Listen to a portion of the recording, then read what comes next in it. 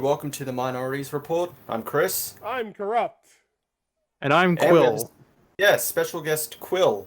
Because we've got two things to talk about, really. We've got three things to talk about that I have relative interest in compared to all of our other friends. Yes. Alright. I guess since we've been talking about it already before the podcast, Spider-Man. Spider-Man can't find his home. He's lost. Someone help him. Exactly. He has no way home. Well, he doesn't need home. He's got familia. Yeah. That would have been much better if just Vin Diesel appears in his Dodge Charger. No, like everyone- like at the Don't fucking worry, world, don't worry, Peter. You got family. You know at the what? world premiere, like two portals open. Like everyone in the theaters like screaming because they're like, "Oh my god, it's Toby and Andrew!" And then one is just Vin Diesel, and the other is just his car. And then they walk out. He's not even in it. It's just his car. Yeah, it's just driving Exactly. itself. And then the car parks itself, and then he says, It's like Vin Speed Diesel Buggy. says, "Get in, Get in. Come with me if you want to live. get in. You've got family, Toby." Wait, Hey Tom. I mean, We Tom. do this my way. No highway option. I don't know why I said Toby. What the fuck? But anyways, trailer dropped literally like half an hour ago. Oh yeah, Spider-Man. Spider-Man No Way Home trailer came out. We watched it. What was everyone's thoughts? Quill, you're the special guest. We'll go with you. You're the biggest Spider-Man fan. Yeah, I was about to Out say of I'm all of the us. Spider-Man specialist. You're the SS. Uh-oh. The SS, yes. Uh-oh. And as the white guest, I guess that makes it a racially tied joke. But Exactly. Hey, it fits. It fits. Wow. it all ties together. It's like pottery. Exactly. It just rhymes. Yeah. You know, But anyways, just don't burn any crosses while you're here. woo wee.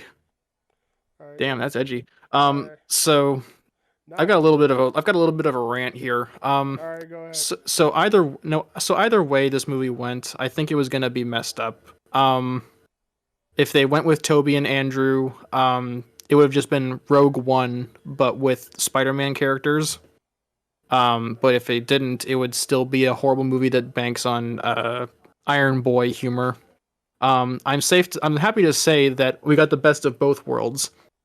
Not only did Toby and Andrew not appear, which makes the Toby and Andrew fans, how do they say it, cope, mauled, and seethe.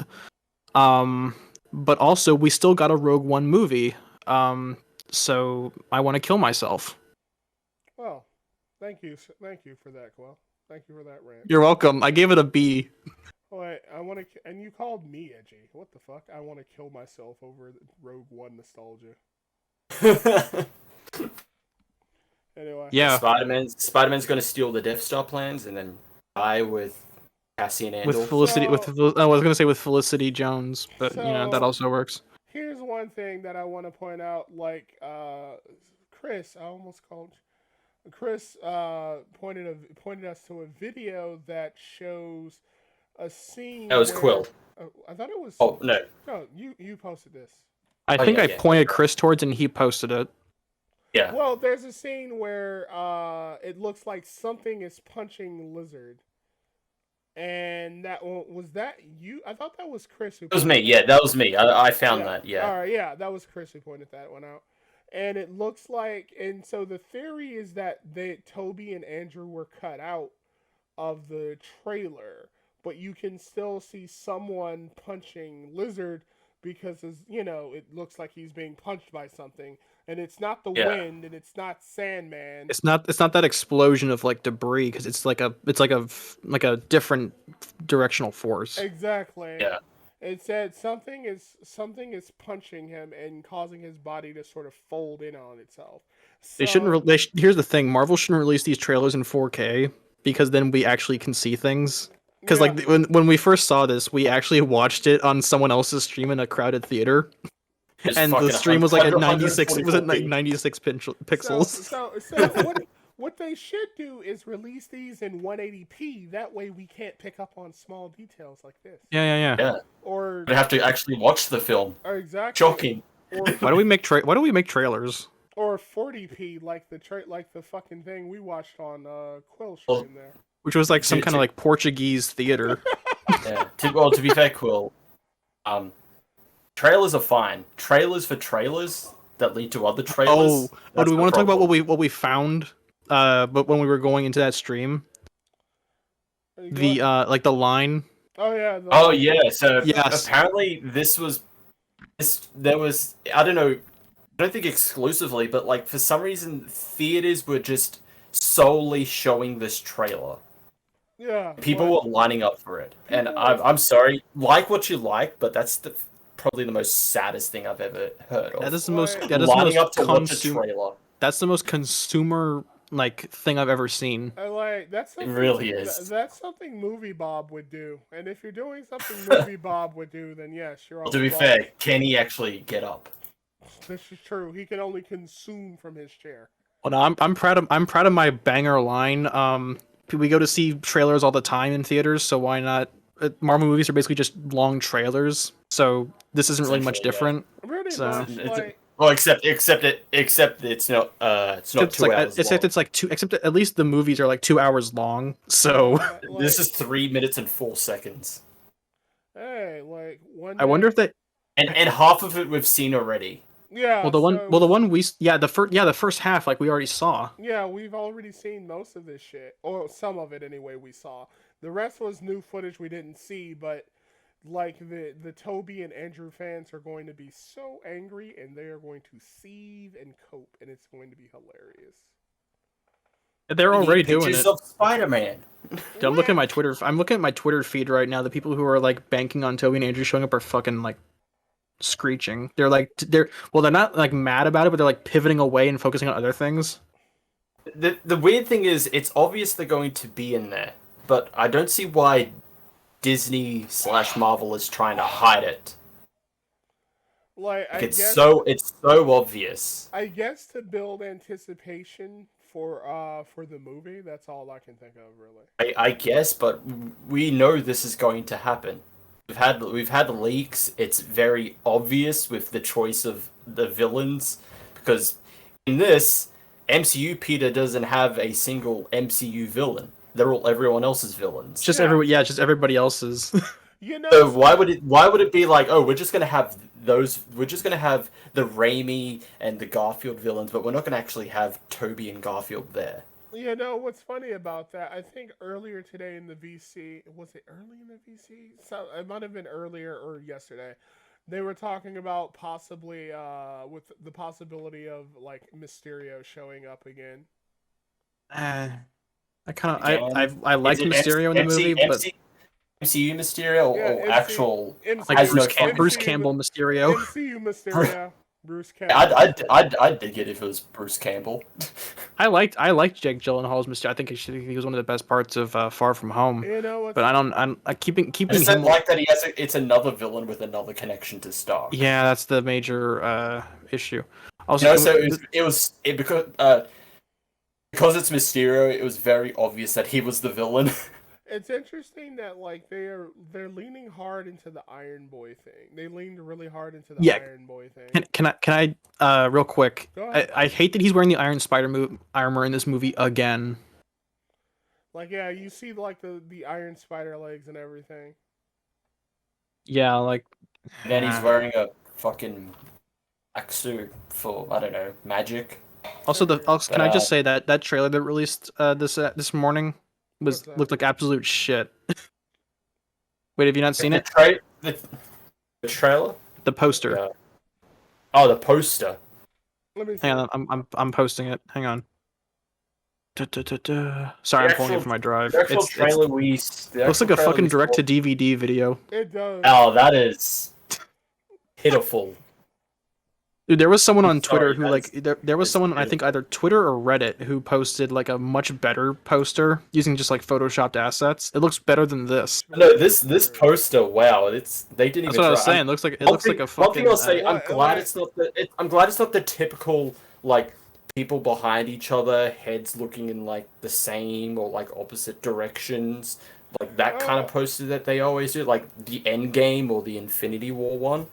But like they didn't even try. Not at I- all. It's like You- let's just you put want- Spider-Man and Doctor Strange in the middle and just have Doc Ock's tentacle arms, maybe some little streams of electricity because of And then Electro. there's the Green Goblin. And then They there's the reused the Green Goblin and just put him in the back again. Like that's just Green Goblin way out there in the back, and then like little strands of electricity to show you that like Electro is in the movie. No, too. it's hilarious because it's the exact same render of Green Goblin from the last poster. What's really funny about that too is the fact that like as poorly put together as this movie is, they at least show you which villains are going to be the most upfront and which villains are going to have the most prominence. And I guess Yeah, because like Sandman, Electro, and Lizard are probably gonna be like fucking jobbers in this movie. Wait, so the reason why I disagree with that is because Electro was included in the poster, That's whereas fair. Sandman and Lizard were not. So I'm guessing Lizard and Sandman are going to be the jobbers. Green Goblin is a toss-up, but I'm guessing Electro is going to have a more prominent role in the movie along with Doctor. I would say Doc Ock and Goblin are going to be the main ones, but they're not going to be together.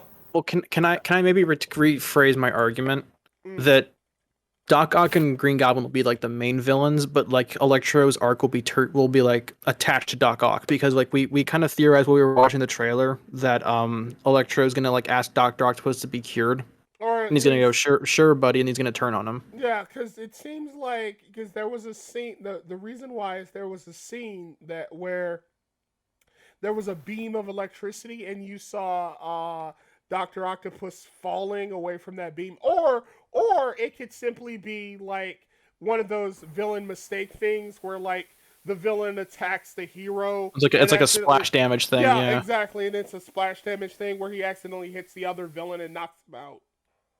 So it could also be that too. It's one or the other. But like seeing but the fact that Electro was included in the poster, I think that my theory is a little different. I think it'll be Electro and Dr. Octopus together. But I think Green Goblin will be on his own. Because I don't think he'll be the wild card. Yeah, I think he'll be the one who's on his own side. Yeah, like Doc Ock organizes the Sinister Four, and then Green Goblin just kind of fucks off for most of the movie and then comes back at the end. Yeah, exactly. I mean, just go with my joke of just like Goblin was in there, but then he does something, so they kick him out, and he goes, "Out am I? Out am I?" Oh, they'll fucking do it. This movie is like here. This is nostalgia bait. The movie they're gonna fucking reference the shit out of the Raimi. Here's a weird paradox, and I think it's why the movie feels so weird. Is that like the movie is like shamelessly just pandering to like Raimi fans and like Andrew Garfield fans, but then when it actually tries to do something regarding the source material, it has no like seriousness. It just drips with irony. Yeah, it's because like we said before. The MCU movies are clearly embarrassed by their source material. Like there's a difference between making like a few comments or quips about like the source material, like haha, comics can be kind of silly sometimes. And then there's what the MCU does, where it looks like it just doesn't really like the source material. Like it exists to service the movies, not the other way around, So this kind of ties into one of our upcoming topics, which is the Eternals. But you might disagree with me on this, Corrupt. I want to hear your thoughts on this, but I feel like we talked earlier about how the Eternals feels like it takes itself a lot more seriously than the rest of the MCU, but also it felt like it wasn't just this fucking lazy with its marketing. It felt like there was actually an attempt to like do something other than just pander to Raimi fans. I don't like the Eternals, but it does feel like it treats the source material seriously. Like it's more respectful of the comic source material than something like Spider-Man No Way Home, right? Where they make fun of Dr. Octopus's name. Like, what's your name? Like Otto Octavius. No, really, what's your name? Otto Octavius. Well, and I say that because I got a hold of some of the Eternals like marketing material, like their press releases and their posters that they released to like movie theaters. Yeah. And like they make a lot better use of the iconography of those characters, whereas like the Spider-Man movies just like have photoshopped Tom Holland on there with maybe some like extra effects. Like this right here is like this right here is fucking lazy. I get why it's like this right here is lazy because they try to include like the major villains. Also, another reason why I think Green Goblin is going to be on his own is because of how like far back off into the distance he is. Like you can barely see him. And that shit. Whereas you can see Octopus and Electro, right? Like whereas you can see Octopus and Electro pretty up front. That's fair. Yeah, and then even from that split scene of like seeing like Doc Ock And throw in being, the like, batarangs. when Doc Ock gets hit back by Electro's lightning, whether it was intentional or by accident, there's a connection between those two characters. Green Goblin doesn't seem to have any connection with any of the other characters in any other scene aside from Spider-Man. Yeah. You don't see him with like with Otto. You don't see him with Electro. You don't see him with Sandman. You don't see him with Lizard. So I'm guessing Green Goblin is just gonna go out on his own. Pretty much, he's his own villain. And fuck Gwen Stacy. Yeah. Or will he? I don't know. Like, Willem Dafoe just stays in the MCU and he sees like a little blonde girl and he goes, "Hello, little." Just sniffs her like Joe Biden. like what's? Oh my Just god! doesn't Joe Biden sniff to her. Gwen. You smell lovely today. We're not so I don't like this new Willem Dafoe. Like it's not even William Defoe. It's not even Defoe. It's just Joe Biden underneath this. No, what if Joe Biden was the Green Goblin? The No, he whole has like a fucking pride flag on his Hopkins bombs. Oh no! Okay, wait. Well, he would forget how to fly the glider. No, and then like he crashes the glider and he says Black Lives Matter, and then he just shoots a missile from his glider. Tries to get up on the glider, but he fucking falls like how Biden kept on. Like you climb up Air Force One. Yeah. Oh my god! All right. To bring this back on rails a little bit. Like, No. What did you think? What did you think? What did you think of the trailer, Chris? It was okay. It wasn't the worst thing in existence, but it's very nostalgia bait heavy, much like the first trailer was. They really want the fucking Raimi and the Andrew fans to like fucking coom all over this and just watch it.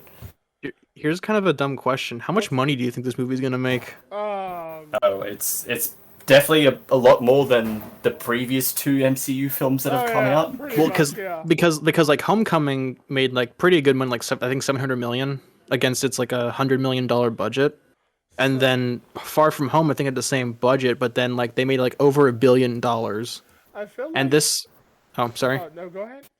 And then this movie, the Sony YouTube page has almost 5 million views on the trailer already. It's been like almost an hour and it already has 5 million views.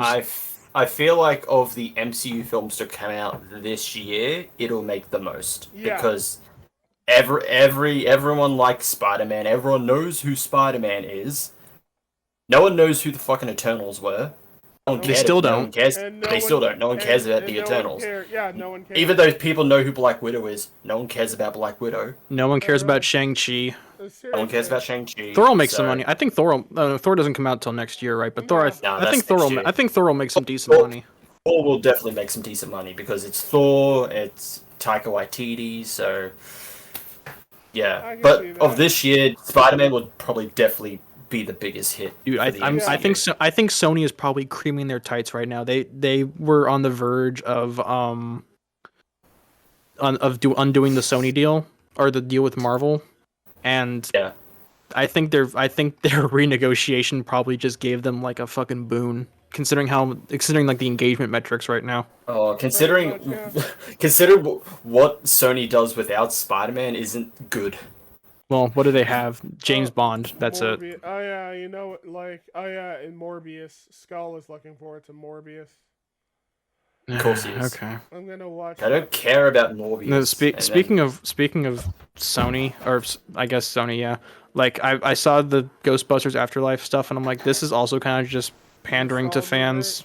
Nostalgia bait. So here's my thing, right? Like I don't have an issue with I don't have that much of an issue with fan pandering since we've had so much subversion and like, you know, deconstruction, deconstruction and outright mockery of fans and shit. So I'm fine with a little fan pandering. It's just like the constant nostalgia baiting is like it's saturating the market. Like I was thinking back to like you know how there was like recently a big 80s trend back in the like the late 2010s, like there was a huge like going back to like synthwave and the Yeah, 80s, like that kind of aesthetic. yeah, The problem is that when in like 40 years when we get back to this time period, we're going to be so reliant on we've been so reliant on what came before that we won't have anything to reflect upon and look fondly upon and replicate now yeah. or Like then. so, right now, I would say a lot of entertainment is irony and cringe. That seems to be what makes up current humor and current entertainment. Just remember this. Remember this? I Remember that? clapped. I clapped and saw it. It was Yeah, so I was boring. gonna say like this past the MCU kind of has always been this, but like this movie in particular kind of took the mask all the way off on the like rogue on the Ready Player One style. Just remember this. I clapped when I saw it. Like consume. I think Rogue One is kind of an inaccurate comparison because there's actually something besides just nostalgia to Rogue One, but like Ready Player One or like Space Jam or Wreck-It Ralph 2, where it's just remember this brand and that just makes up the entire plot of the movie. It's yeah, like Space Jam 2 was just brand the movie. It was just commercials. Yeah, that's basically what I. So basically, what I think the problem is that everything it goes beyond nostalgia to everything just being a commercial or a brand for or a commercial or My toys. exactly or an attempt to build a brand with something else. Look at hell, you can see that even in the Mandalorian when it was being used to like it's just Oh, sell sell Baby Yoda toys, yeah. exactly, or a backdoor pilot for other shows. Like they were doing like there was a like the fifth episode, like the Ahsoka episode, which was like a backdoor pilot for her series. Yeah, pretty I mean, much. Like at least the all first season two. All season two was just a backdoor pilot for several different the shows. first season Yeah. the first season at least for me felt like it was operating on its own. Like I know we're kind of off topic here, but like the Mandalorian at least for the first season felt like it was trying to tell its own story. But Yeah. then like in season 2, like every single episode was just a backdoor pilot for some new project. And Yeah, that's here's the one for the Ahsoka series. Here's the one for Boba Fett. Here's the one for Bo-Katan's actually probably going to be in Mandalorian, but like here's Rangers of the Rangers of the New Republic. Here's fucking Like, whatever. So Here's Gina Carano's one. Oh, whoops, no, can't have that one anymore. all right. So here's the thing, right? It seems like a lot of things really are just commercials and brands now. That's basic and brands and merchandising. Well, that's how Disney has survived so far. Yeah, Well, I mean, Despite the fact that a lot of this shit is terrible. But Yes, it but considering that like sales or toy sales for Shang-Chi and Eternals have been fucking in the toilet, I think that like they're trying and failing to people are kind of catching on, if that makes sense. Yeah, I agree. Here's my thing Yeah. about the I would. stuff. Yeah, people are catching on, and I feel like the announcement of like all the new TV shows kind of goes against it. But I felt like they would have just kept to like the characters you know and love, not really try to branch out. But no, we're getting a fucking Echo show of all things. Here's my Echo. You know that memorable Hawkeye character, Echo. So going back to the Eternals again, right? Since we have to Do we want to make this like our transition to just that topic now? we can, but I wanna like mention this right quick before we Yeah. the thing about the Eternals is that while the writing is more respectful of the source material, visually it is boring as shit. Oh my god! Like, why would you make toys out? Like, why would you make toys out of this shit? Well, well, I mean, we'll kind of get into it later, but I mentioned earlier during when we were talking this afternoon that this was kind of like Marvel's attempt at making a Zack Snyder film. You know, they got like sex scenes and like washed out color palettes. Yeah. Like, why would you make like children's toys for this movie where there's like I think where they have like a bunch of sex scenes? That's weird. Yeah. It's Well, like- they have a sex scene, and it's pitiful. It's so boring. It's just like he just like wraps his arms around her, thrusts into her, and next scene. It's just zoom in close up of them like making like going ugh. Well, I mean, considering And, the like, that's considering it. the MCUs for virgins, I mean, that's probably the closest they've gotten, anyways. So. Yeah. The pitiful dry hump sex scene in Willy's Wonderland was better than this. It was. All right, let's. That was a good movie, but that sex scene was fucking awful. Ow, shit! What, you liked Willy's Wonderland? The one with Nicolas Cage, right? Yeah, you liked that movie. Oh, Yeah. Like, no. we thought it was fucking terrible. Chris and I must disown you now. Off into the Okay. woods with you, boy. All right, I'm out of the podcast. Bye, guys. No, All you can right. stay because we're gonna complain about Eternals. Well, I mean, I was gonna do that anyways. So. All right, Yeah, let's all so complain we've, about it together. So we've all seen Eternals, unfortunately. Yes. We're not getting our money back, mainly because me and Corrupt sailed the seven seas, but I felt like we should get our money back for it. Also, never tell Quill anything, or he'll rat you the fuck out. You know what I'm talking about, Quill. Yeah, I know. You're a son of a bitch. Yeah, Corrupt didn't want to finish this, and he told Quill, and then as soon as I joined, Quill told me. Like, holy shit. No, we watched Marvel's latest film, The Eternals. What are the Eternals? We don't know, we don't care. Not really. I'm kidding. The Eternals are about it's essentially an alien race, extraterrestrial race that has watched over humanity for ages, but They're have like to do a they're like whole- test tube babies. What? like Yeah. test tube babies. But they watch over humanity, but they don't interfere. They're like the Time Lords from Doctor Who, or they're Like the Prime it's like Directive. the Prime Yeah, Directive or- in Star Trek. Or like the Like, Watch. they can't interfere. They will only watch over.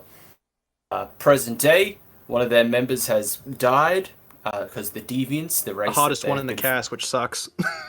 Yeah, the hottest one in the cast. She Yes, was Selma pretty Hayek. Hell fucking yeah. hot, yes. Um, There we go. She has died because their ancient foes, the Deviants, are back, and hijinks ensue that leads to them copying fucking Earth X of all things. This is essentially Earth X, a story where the Eternals play little to no part in that actual story. So knowing that, if that's the truth, if they base this off Earth X, that story, it's mind-boggling why you would use the Eternals for that. Especially, probably because, like you said, Celestials are mentioned. Probably, yeah. That's probably why, yeah. Because the whole thing, we're gonna go into spoilers, but I don't think you guys care anyway. Not 'cause really. Probably fucking they it's probably Eternals. they probably sail the seven seas with a film like we did. Like, seriously. Yeah, probably, yeah. So here's That's the only way if we even recommended the film, which we wouldn't. here's I don't think any of us are recommending it. We would not pay for it. here's the aggravating. Here's the thing about these podcasts and shit. None of the niggas who watch this fucking shit actually. The people who watch this podcast never watch any of the horrible shit we put ourselves through. You should be thanking us. Well, for and watching they this shit. and they form their opinions around what we have to say. You know So what? Like no, because they don't want to watch this shit either. It's like, what did Skull say? Oh, I don't want to watch that movie, but you'll have me watch it, won't you, boy? Fuck you. Fuck all. I think this is his way of like projecting. He sees you as a father figure, so he figures if you don't want to see it, then he shouldn't have to. Like, there you go. Well, you know. I don't want to go. I don't want to Yeah. go to the art museum. I don't want to go to the art. But yes, the main plot, they discover that their whole lives are a lie. The whole point of them being on Earth is to help bring forth the birth of a celestial, Tiamut, and that the Deviants were used as a way to cull humanity or something. Okay, so. But then they got out of control, and then the Eternals were created to Okay. cull the Deviants. So basically, the deviant. Then they get their memories erased, but only hot chick Selma Hayek remembers. So, He's the only one that is allowed to remember. so basically, what happens is, so the deviants basically work like this, right?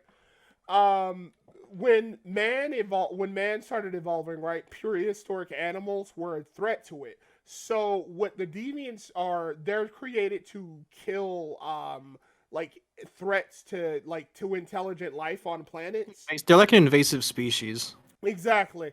Basically, they exist to call life that would be threatening to intelligent life. However, they got out of control and then they started eating intelligent life themselves. And then the Eternals were created. So then the Eternals were created to kill the deviants so that they could no longer be a threat to intelligent life, so that intelligent life could flourish and their celestial baby that they put inside of the planet can burst the fuck out of it and kill everything. That's pretty much it. Yeah. They want to Very prevent that, but complicated. yeah, very complicated. They want to prevent that, except for discount Superman. Icarus. I like Icarus knew the entire time. He was told by Ajax about their true plan, their true mission. And he's like, "Well, I'm loyal to the Celestials. I'm not going against them." So he wants to stop the Eternals. Wow. The only other character that had somewhat of a character, granted, it wasn't good, and he's just the worst villain in this film, or the worst really antagonist. He really He's just the antagonist for like the last 30 minutes. and Yeah, like the last third, there's like the generic second act twist, and then Yeah. third act is pretty much he wasn't even a good villain either. Holy shit. He Oh, was such so- a weak fucking villain. I know this is going to be little, and I don't think there really is going to be anything, but I'll ask it anyway. Did anyone like anything about this film? Well, you're the guest. You can go first. Go ahead. So, okay. In theory, there are things I like in theory. The first is like the art direction. If we kind of talked about this, but like the color palette's really washed out, but I can see something cool in there, right? With the light holograms and the costume design. I did like Makari and Druig. We talked about that earlier, but they had the best dynamic in the movie. Makari and Druig, really? Yeah, we talked about that earlier, remember? You thought they had a good dynamic, really? Yeah. Well, I don't think they were like, they didn't have enough to do, but I thought that they had like the best interpersonal banter between the best dynamic between all 10 of them. Yeah. Yeah. I like Garugamesh.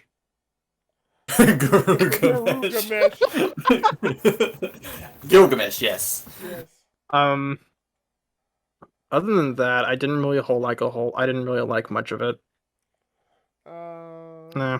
Nah. Like, I kind of liked Cersei and Icarus because they felt like characters compared to everyone else, but even then, they were it was very lackluster. Well, So the only notable of the whole lineup, because they were kind of the main focus, so actually more invested in them compared to everyone else. Yeah. Cersei and oh, sorry. No, no, go ahead, and then I'll go after you. Cersei and Icarus suffered because, like, they got Gemma Chan and Richard Madden, who are both really good actors, and I think that they're kind of like, starring role but material. But the problem is that they have, well, and we'll kind of get into this when we talk about like what we didn't like. The cast is so fucking massive that they had to divide screen time for 10 new characters. It isn't like Infinity War where like we know most of these characters and then Thanos is like the main new one. There's like 10 main characters and they have to divide screen time equally between them, and as a result, like Gemma Chan and Richard Madden don't really get any time to like stand out.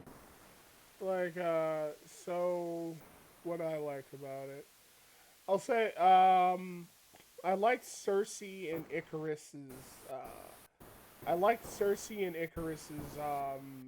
Relationship or dynamic, but it was so poorly fleshed out because, as we mentioned, they had to like divide all the time evenly between all the other characters. Yeah.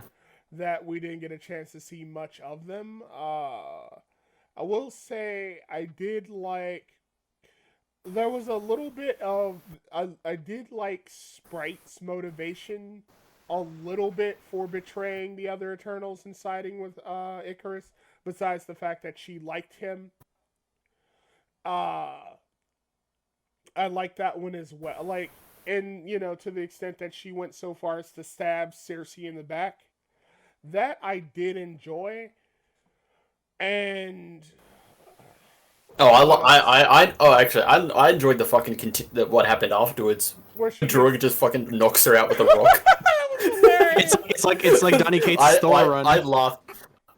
That was hilarious. He I knocked her actually out. like laughed when Like, I saw like, that it's because it was just so hilarious. unexpected She and it was got just she hilarious. she Just goes on this rant about how she hates the way she was created, and then he just knocks her the fuck out. It's the most He's a funniest dragon shit. maid.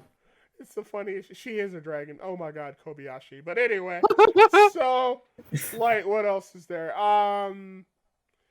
I thought the evolution of the deviants when they absorbed like energy from the other from the Eternals was an yeah. interesting direction, but they never did anything with it. And the way the main deviant villain dies is so anticlimactic that it just completely kills my interest in anything. The deviants are nothing Yeah, they compared might to as their well not history exist. of Eternals in the comics. They are nothing in this film. They might as well They're not just even be monster. here. Yeah, they're just random monsters that filled. Here's one thing, right? They fill space more than they actually serve a purpose to the plot. Contribute to the plot, yeah. Yeah. So We this need is the kind MCU fight scene. so this is a weird kind of praise I'll give it, but relative to how much CGI was needed, it wasn't like as bad as it could have been. Like um like you know how in Black Panther like that third act where like they're in the vibranium mine and the CGI just goes to absolute shit.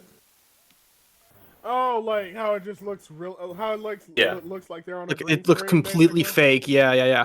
And but like in this movie, it doesn't feel like it just takes like a nosedive. It remains fairly consistent in quality relative to how much CGI is kind of needed to make the scene happen. I Like, don't know. yeah, I like that actually. Yeah, you're right. Like I can see that the CGI does remain fairly consistent throughout the movie. And like the fight scenes don't seem like overly chaotic. Like they don't have like a as much like non like white noise happening as there could have been. Like they could have Basically, eased. They could have. like you can actually follow what's happening in the fights. Yeah. Yeah. Even if they're not as Problem like is as well. they're not engaging. Yeah. Yeah, that's the biggest issue. Even as like poorly choreographed as they are, I can still at least see what's going on. I'll give it that, but like the problem, like Chris mentioned, is that they're just so boring and it's hard, Yeah. and they're just Yeah. non-engaging that it's hard to even care about them. They're just basically visual filler, if that makes any sense. Like they just Yeah. fill space in between like dialogue. Yeah. Like I should kind of not necessarily rephrase, but like make a distinction in my argument that like not filling in negative space and like obnoxious overly detailed and chaotic fight scenes are kind of mutually exclusive Are you or thinking? not or are not Wait, mutually exclusive. wait. Quill, were you thinking of Venom when you said messy fight scenes? Yeah, like that I fight scene thought in the so. prison. I thought so. I thought you were thinking of Venom. That's what I thought. I was like, I bet he's thinking of Venom when he said messy fight scenes. Like you mean where like there was just like tendrils everywhere and there's like people running around and like firing at shit and then like there's more tentacles and just red shit everywhere. Yeah.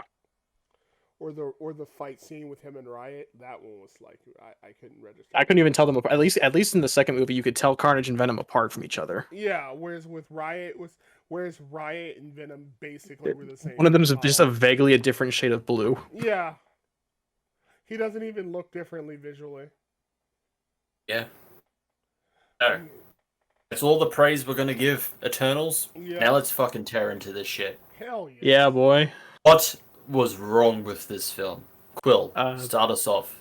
Well, for one thing, why was this film just not good at all? Well, for one thing, I kind of mentioned this in my praise, but like I mentioned that shit. Well, let's kind of start off with something a bit easier. This movie's kind of all over the place in terms of pacing. Like that first, like we talked about it earlier, but that first half of the movie is just like so fucking slow, and they spend so much time on exposition and kind of trying to trying to figure out like, okay, here's this character, and because there's so many Eternals, um, the movie suffers and grinds to a halt from the get go, and it doesn't like pick up pace until the second act. And then when you get to that second act, it's just chaotic and messy and like in terms of pacing, not necessarily in terms of fight scene choreography, but like in terms of like actual script pacing, it's just like it's just kind of all over the place. Yeah, like it's like the director ran out of time. Like they were too busy trying to establish all of these concepts and like espouse all of this dialogue and shit And I kind that of get, yeah, and I kind of get it because Eternals is a very difficult concept to get right into a movie. But at the same time, you know, if you're a competent screenwriter, you can make anything work. exactly. And so like it took them so long to get to the point that now they're like, "Oh shit, we have to have a fight scene here. We have to have the big twist and we have to have the big reveal." This is a Yeah. controversial opinion, but honestly, I think the Icarus twist was fucking stupid and unnecessary. It It was more just served like a gotcha bitch than yeah, really any. it served nothing to It the felt movie. like it was just hopping on the evil Superman train. Because everyone loves that Oh now. yeah, like Injustice, Superman. Yeah. We got Yeah. Injustice Superman, we had Homelander and the Boys, we got what was it, Omni Man and Invincible.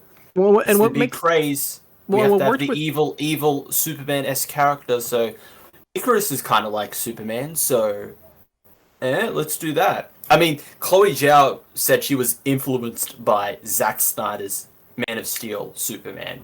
So I'm yeah. like, oh, Oh, that explains a whole I lot. That Well, explains it. and to kind of expand on your evil Superman bit, Homelander and Omni-Man at least feel like they have like dimension outside of just being evil Superman. yeah. On a base It, level, they are just evil Superman, but Yeah, there is more to those characters that are yeah, yeah, fleshed like out like in the Homelander has shows. like the Homelander has the corporate angle, and then Omni-Man has the like, you know, I'm a member of like my race is getting ready to invade Earth. I've got like all this shit I've been planning for hundreds of years. Um, but like Icarus doesn't really have much aside from just being, you know, evil Superman. And so Yeah, when he betrays the group at the end of the second act, it's like, well, okay. yeah, like basically, like okay, it's just like who cares? Cause like, and it comes and it's so out of nowhere when it happens. It's like because he feels like a proper leading character that like actually has like some degree of dimension to him, and then out of nowhere he's like, "Well, I'm evil now." That's it.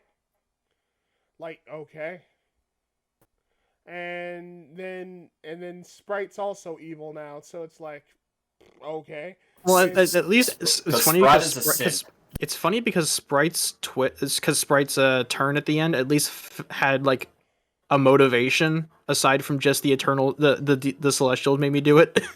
pretty much, Yeah, yeah. It's like she actually had like some degree. That's why I really like. That's why I kind of liked her heel turn because there was at least a motivation there behind it that was actually strong. Because honestly, I'm gonna be honest. I think Icarus's heel turn was weak and had little to no real motivation besides, oh, I have to do this because I'm loyal to the Celestials.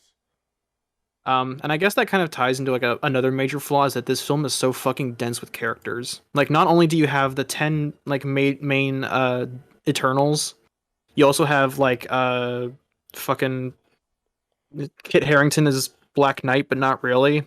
You've got who was fucking so pointless in this film. He's What? yeah, just like there to it set was up just a Black trailer. Knight. I guess it's like a reference to like his relationship with Cersei in the comics, You also but it Yeah, was useless. you also have the Um, random evil deviant for some fucking yeah, you reason. had fucking Crow who disappears like in the last 10 minutes of the film for no Yeah, reason, and then you've pretty got much.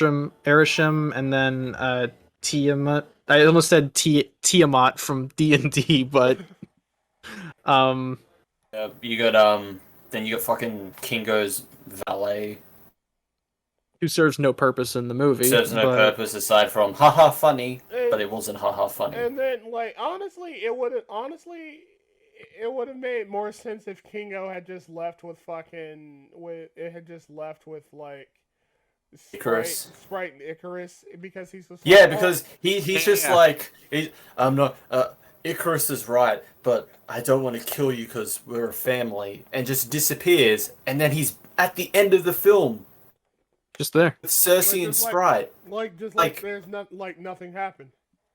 Yeah.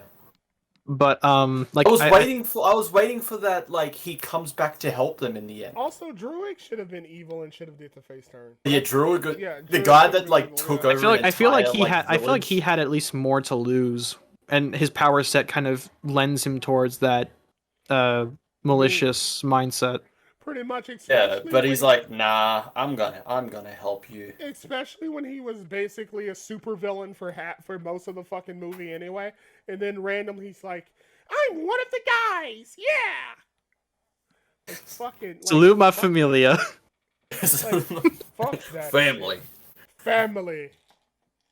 So I mentioned earlier that you could have cut this cast in half. Like you could have gotten rid of Fastos, Makari, Druid, Garugamesh, and Thena, and nothing really would have changed. Not really, no. And I stick with that. And I stick with that argument. Because they serve no real purpose in the movie. They were Yeah, like Thena's whole fight with the Deviant has nothing to do with what the end game.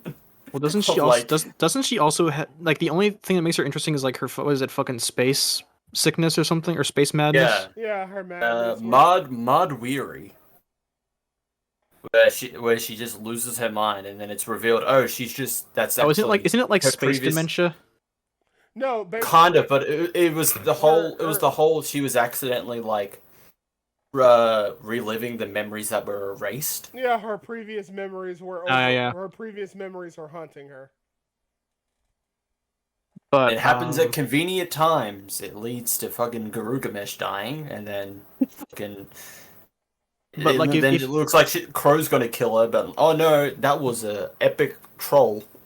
but like if you cut the cast down to Cersei, Icarus, Kumar, Sprite, actually just those Kumar, four yeah. actually, and Ajak, and then maybe you could have spent a bit more time like justifying Icarus's turn, or like spend a bit more time fleshing out each character's philosophy. Here's my And that way, when like the big split happens, like it's a lot more even, and it doesn't just feel like a bunch of assholes who just want to take their ball and go home. Exactly. Here's my thing too. Like I feel like Icarus's entire heel turn was unnecessary anyway. Like it added nothing really to the story because except for a fight scene to pad time. That's it. That's all it was. It was padding for a fight scene because he joins them in the Unimind anyway. Well, yeah, but my point is more like if they wanted to like commit to that Superman is evil bit, Yeah. then they could have used that extra screen time instead of like focusing on the other five. Yeah. You could have spent a lot more time developing Icarus's philosophy and Right. why he's so loyal to the Celestials. Exactly. Yeah, because we don't even get a question why he is loyal to the other Celestials, and then Ajax takes responsibility for him being that way because she said she failed him, and this isn't the path she wanted for him. But they never really expand upon that. And I think that like a Yeah. seriously reduced cast would have gone a long way towards explaining that. Yeah, that's a big problem in this film. They keep on implying all of these relationships, the camaraderie, We're whatever, family. the history of these Eternals together, but we don't see any of it. Even in the flashbacks, it's nothing. We don't see any of this. It's all implied, and they're not strong enough to like actually get any of us to care or to strengthen their characters because it's not there. It's essentially non-existent. Also, there was the loyalty that people had towards each. So there were like little factions within the Eternals, right? And which was weird. Druid and like Fat Man didn't like Icarus for some random. Druid I get, but I don't get why like Fat Guy didn't like Icarus. Like Hiroshima. Space dust. like seriously, like, and then you had Athena apparently didn't like Icarus. Like she's like, I've always wanted to fight you. I'm like, why did you always want to fight him? Like why? Like, because I don't get why. But, like, and then you had, like, Sprite and Kumar who actually liked and respected Icarus and want to follow him. So you have these two But then nothing comes of it. exactly. Yeah. And so Well, except for one of them. Yeah. The other one's just like, nah, I'm a head out. exactly like Sprite and Keurig. Kumar. I want Keurig like the fucking coffee maker. Right. Why not? Like they actually they actually respected Icarus and wanted him to lead, not Cersei. So I don't even understand where or why these relationships were the way that they were. And like there's so much information that we as the viewers don't have about these characters, and that lessens our ability to care about them as characters because we have no investment in their relationships or their character dynamics because they were never fleshed out because there's too many goddamn fucking characters. Yeah, because there's never any time, like they never dedicate like a single moment to like you mentioned, Kumar and Sprite kind of they respect Icarus, but they never really go into why. Like what did Icarus do besides just being like a charismatic leader that justifies their respect for him, especially like respect that runs this deep? Exactly, that they would willingly betray the other Eternals for it. Who the script constantly demands they say like we're family. Exactly. Whereas like I almost called him Fatso. Whereas like Fastos and whereas Fastos and Druig, I get why Druig doesn't like anyone. I don't except for like death Makari. chick, except for death bitch. Makari, So because like they're a thing. Yeah. Makari, exactly. Like Makari is the only one that Druig likes. Whereas like Fastos doesn't like him, I guess. And like I'm guessing Thena to some extent Thena's always wanted to fight him. I don't think she dislikes him. I think she just wants to fight everybody. But like Also, space dementia is kind of influencing her mind. yeah, exactly. So space dementia. So like you have these relationships and these like kind of rivalries that we as the audience don't really get a chance to see. And we don't get a chance to understand. Like Because they aren't shown. I think if they had like how I've made that pitch of like cut the cast in half and then like sprinkle in flashbacks of like them during their time on Earth together, like with the other Eternals. Then like in the next movie, because I think they're making another Eternals movie, aren't they? Yeah. Oh no. Oh, yeah, But I mean, it ends on a essentially. Oh, ends on a but like cliffhanger. if they had sprinkled a bit of this and like of that prequel series in there, and just like small cameos from like fucking Fastos and Garugamesh, then like the prequel series, like or in the sequel that they make hypothetically, um I don't even see they why it would have a lot more emotional impact.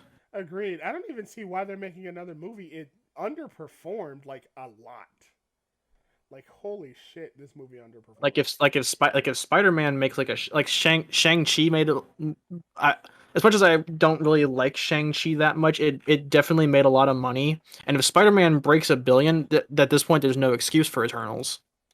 Pretty much, yeah. Just looking at it now, its budget was 200 million. Its box office is 282. I'm wondering if they're gonna try and use like how Netflix doesn't release like actual money statistics. You can't tie like money definitively to which programs they watch. Yeah. So they do it by view count.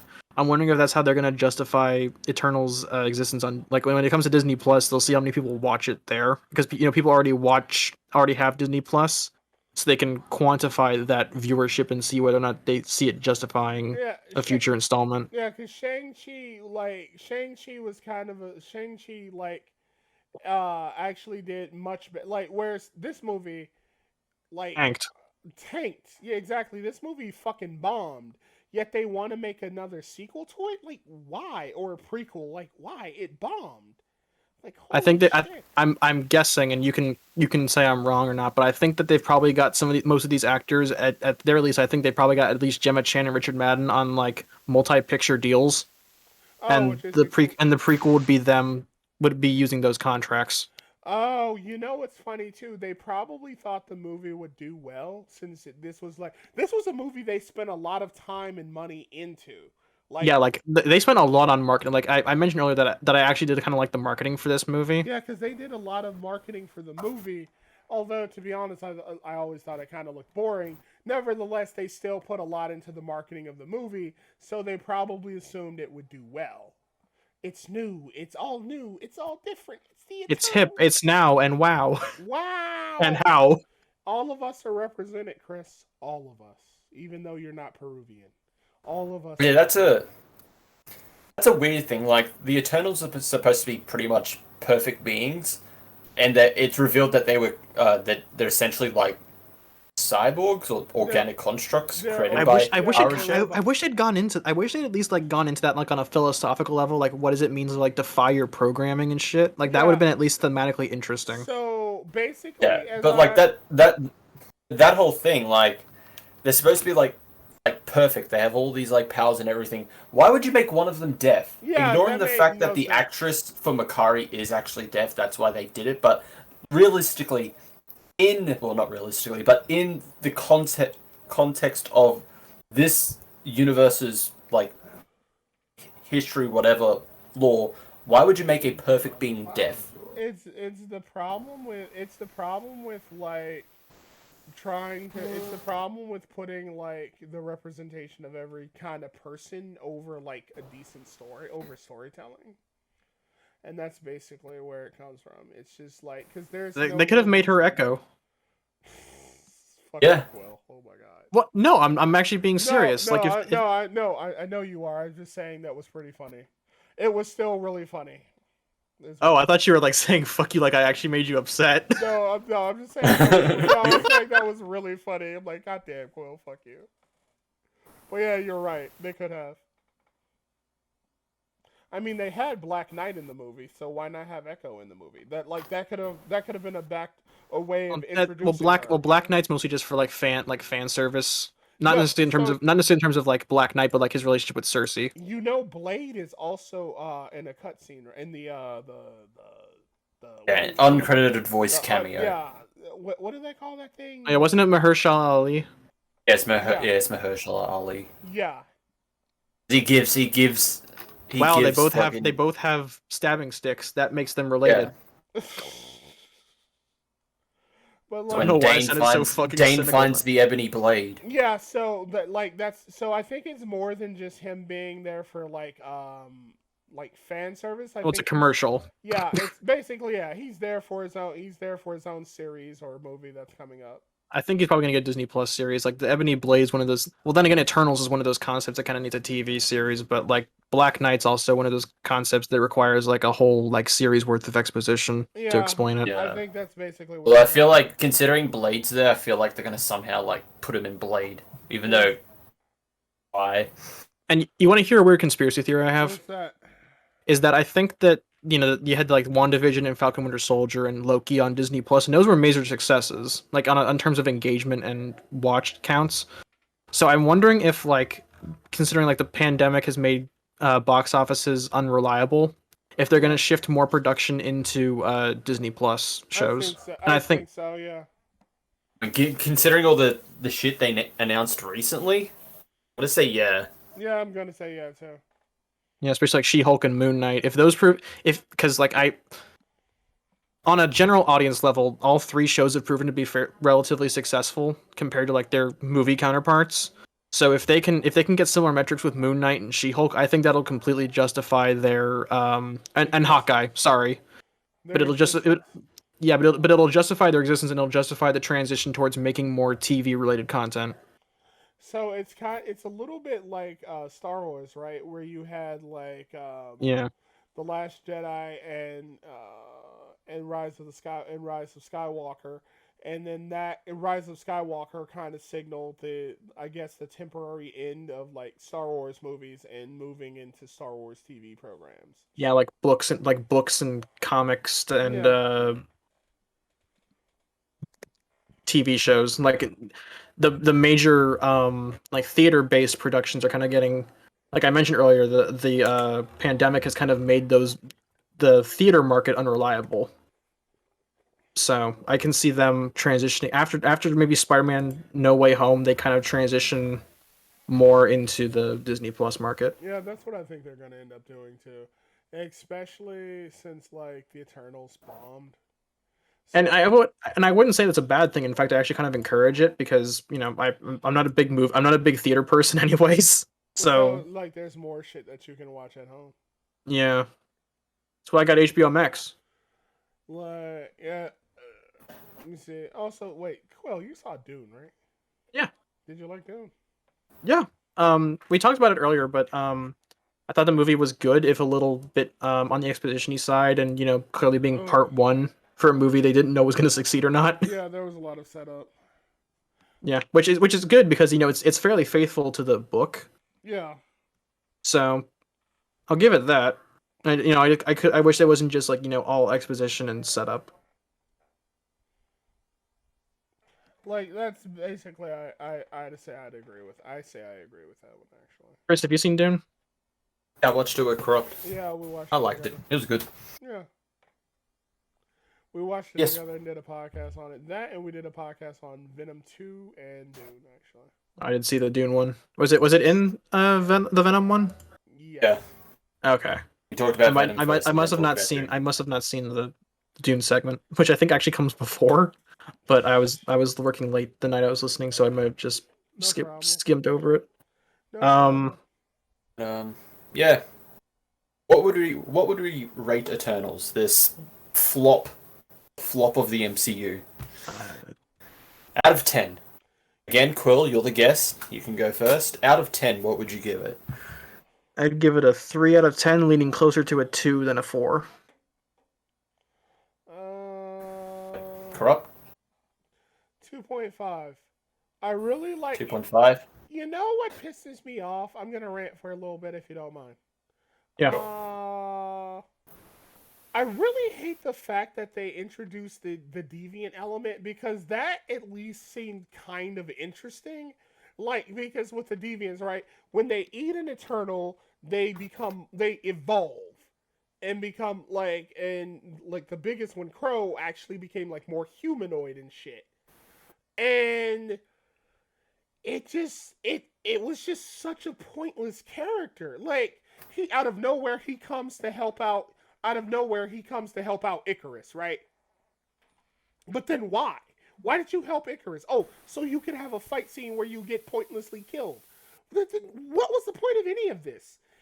There's so many scenes in this movie with characters that are just wasted and feel pointless. And it just, because you know what's funny too, right? The fucking Crow, right? He actually had more screen time and more impact before he evolved into a human, before he had a humanoid form, where he was just a big berserking monster attacking random people. Yeah. It was so fucking pointless. Like, there was no, there's just so many aspects of this movie and they irritate me, because I can at least see one or two things in this movie that look like they actually have potential, and that frustrates me. Put effort in. Exactly, and that's what frustrates me the fucking most. Whereas with Black Widow, I just hate that movie on every level fundamentally possible. Well, and it sucks because like they got actually I think they got a star-studded cast together. Like, Gemma Chan, Richard Madden, Kumail Nanjiani.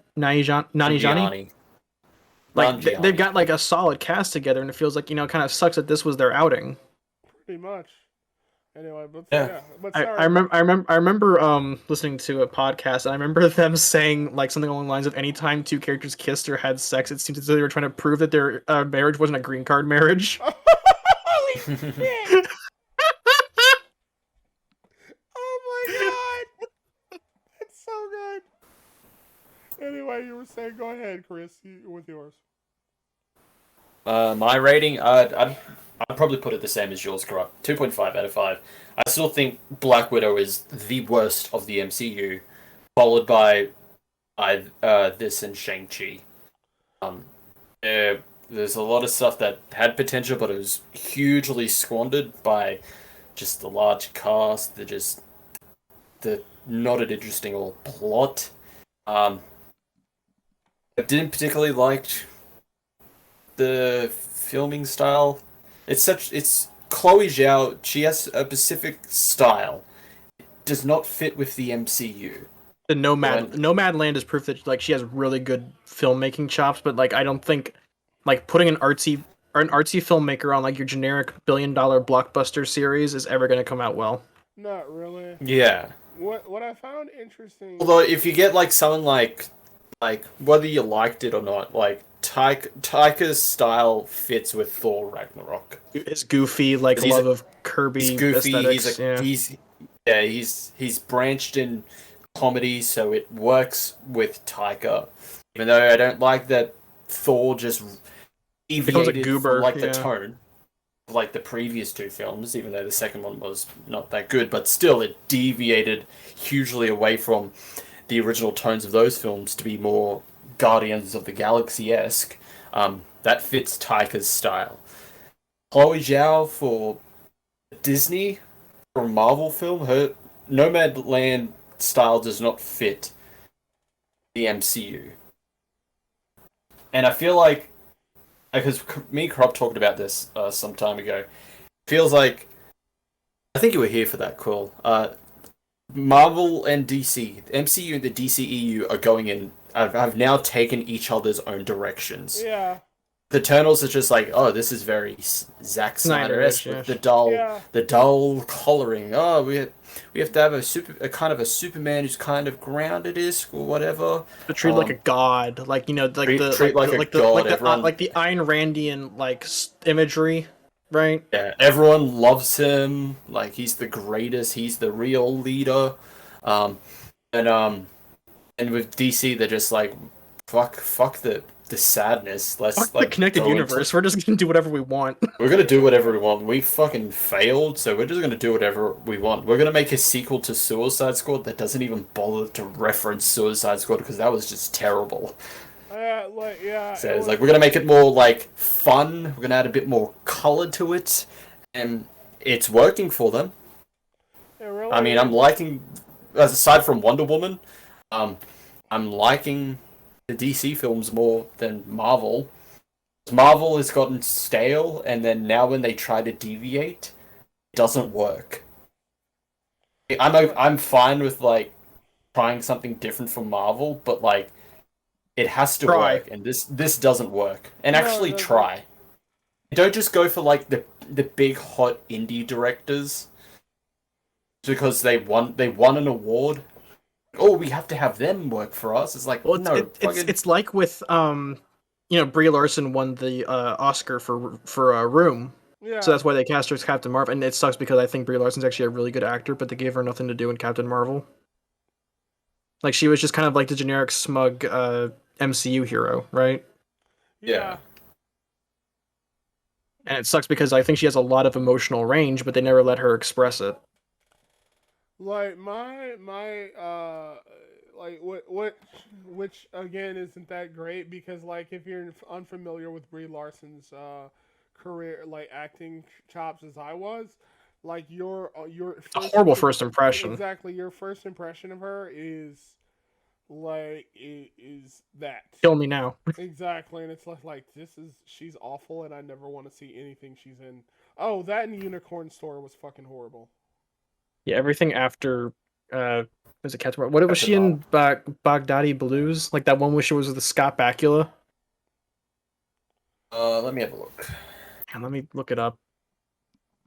Or was it with Scott Bakula?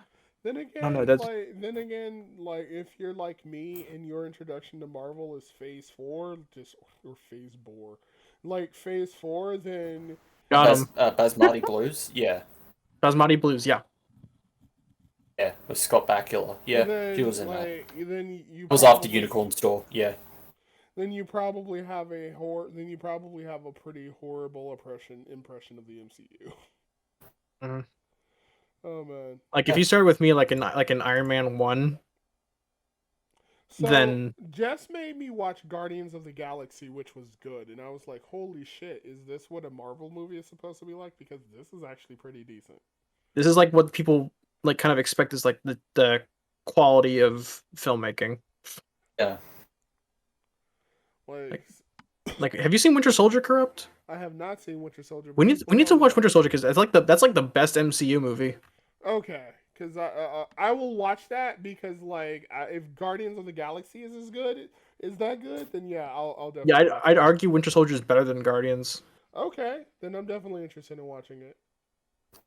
Because like my introduction to because I never got the proper introduction to Marvel movies. Mine was all everything I've been introduced so far has been through Phase Second 4. hand. Yeah, it's been second. It's either second hand or it's Phase 4. Yeah, I need Yeah. to sit you down and we need to watch Winter Winter Soldier. Soldier together. Yeah. All right, like I will. Yeah, I'll watch that actually because that sounds like it might be fun. So like, what else? Is there anything else that we? Is there anything else we want to talk about with the movie? Well, No. I've got one last thing. All I'm sorry, Gemma Chan. Do you want a third chance at getting gold? right. Oh yeah, this is her second Yeah, she was MCU Minerva. appearance. Yeah, she was in Captain Marvel. Oof. I'm sorry, I'm was sorry because Gemma Minerva? Chan is like a good actress and Oh my she never God, get. she was Minerva. Didn't she die like what? Didn't she die like 5 minutes into the movie?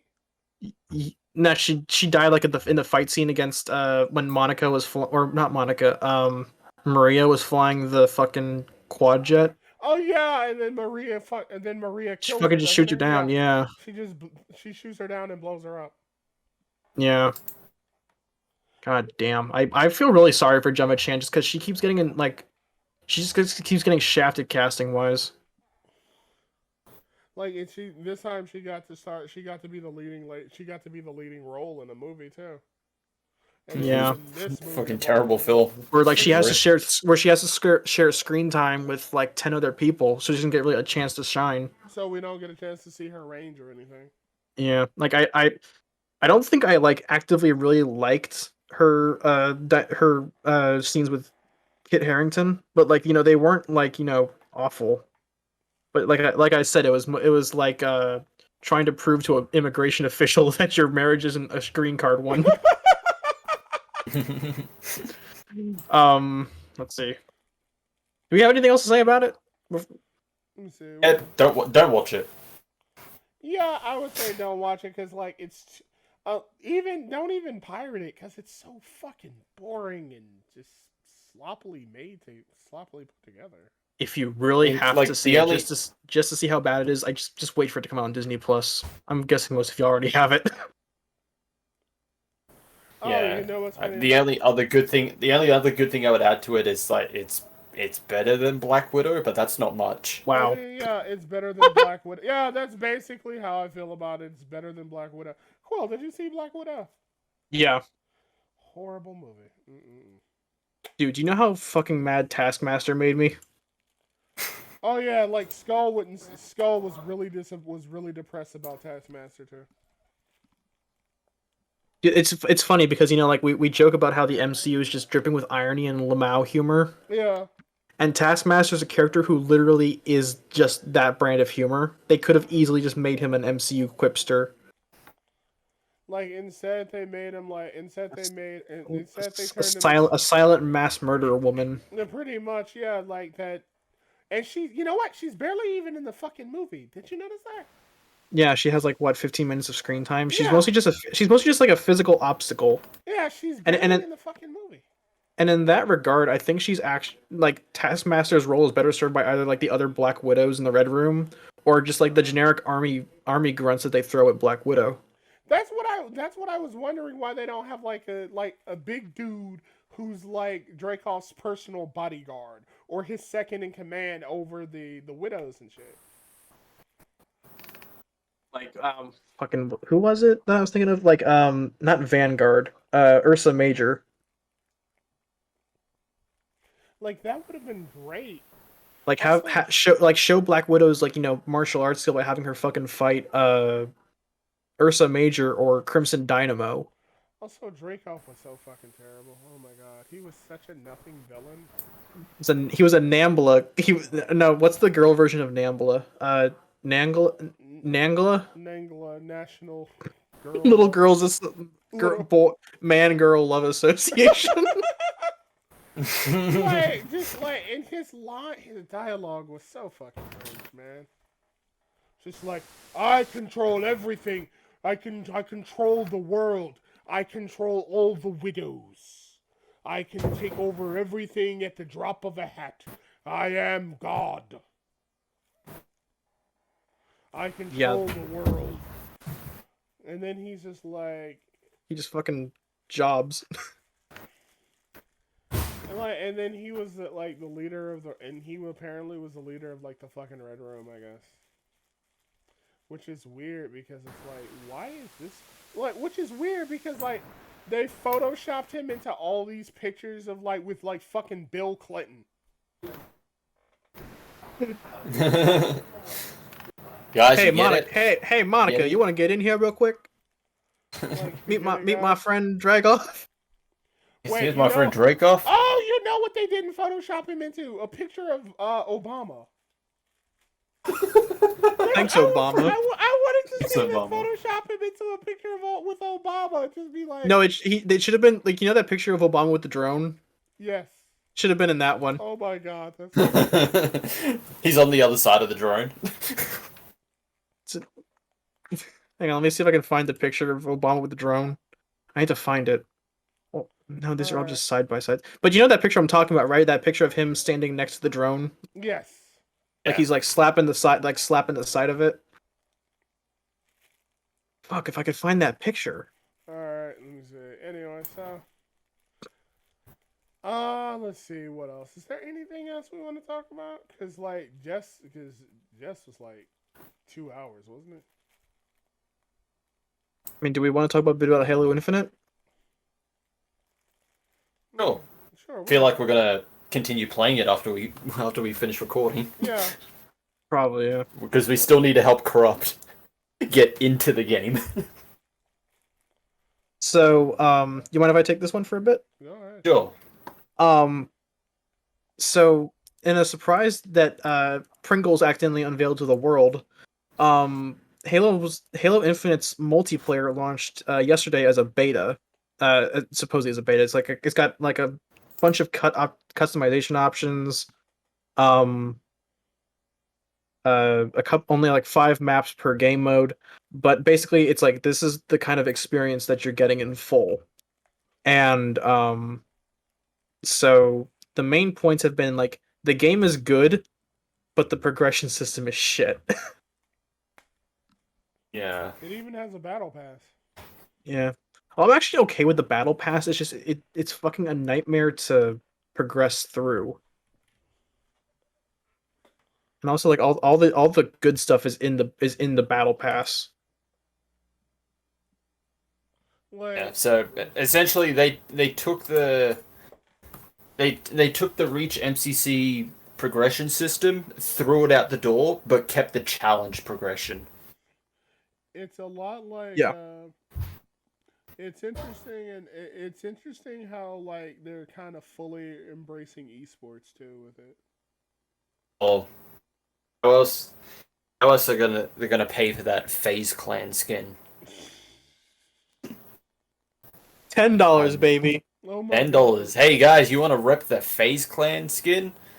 Not like that group is full of scammers, am I right? Oh my god, yeah, fucking FaZe Clan, holy shit. That's sad. It's weird when like companies try to make a game and they solely want it for esports. Because didn't that happen with Overwatch? They kept changing like all the rules, all the characters, so it could work as an esports game. I think that esports didn't even try with Overwatch. It was there for like 2 seconds, and then it was there for 2 seconds, and then everyone started making SFM porn of it, and then just like, yeah, this is the only reason we like it. That's the only reason. Yeah, the people only like the butts. Like, didn't they make like a bunch of mouse pads out of Overwatch butts? Probably. Yeah. What's funny for those of you who will never see it, like, so I was like, hey Quill, show Chris the FaZe Clan skin, and then Chris's first reaction was cringe. Hope we get a Tfue skin in Yeah. there so we can recreate the race war feud.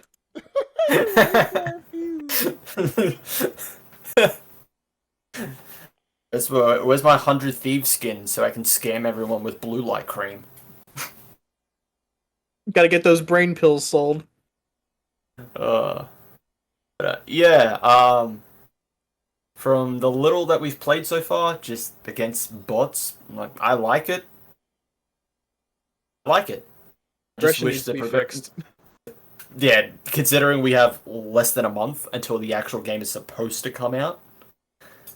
I think Chris and I were both like really hoping the campaign would launch early too. Yeah, I told you that like when I found out about it, and Quill said, "Are they based or cringe?" I'm like, I'd say they're based, but I'd rather play the campaign. Like, are we gonna get like good Bungie era campaign, or are we gonna get Halo 5 Guardians?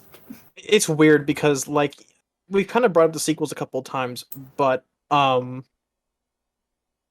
like I don't compare this to, like Rise of Skywalker. I think of this more as like the Reclaimer saga ended with Halo 5, and then this is like its own separate thing. It's gonna be like the base of Halo for the next 10 years, right? So this is gonna be its own separate product from the Reclaimer saga, Yeah. which I'm fine with. Reclaimer saga was shit. Well, What? 4 was somewhat promising. 5 was garbage. Remember, Chris, you only get helmet and torso. That's all you get. Like everything else is. Hey guys, you want this armor? Too bad. Microtransactions. Everything is like, yeah, the microtransaction shit is like serious right now.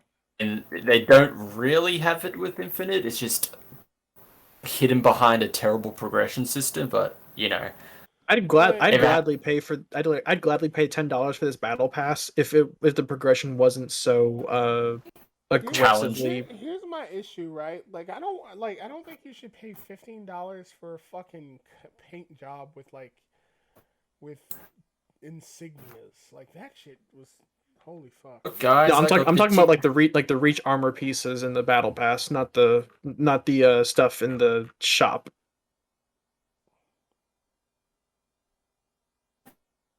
You dig? Oh, okay, yeah, I dig. I get what you're saying. you dig. I dig. I dig. But yeah, I think that's it. Yeah. You wanna outro us out, Cropped? We've talked about all we've wanted. All right. So, thank you for joining us on another episode of the Minorities Report. I'm Corrupt, I'm Chris. and thank you again to our special guest, Quill. Thank you for having me. It was an honor to talk about absolute shit. It was, and it was an honor to talk about absolute shit with you.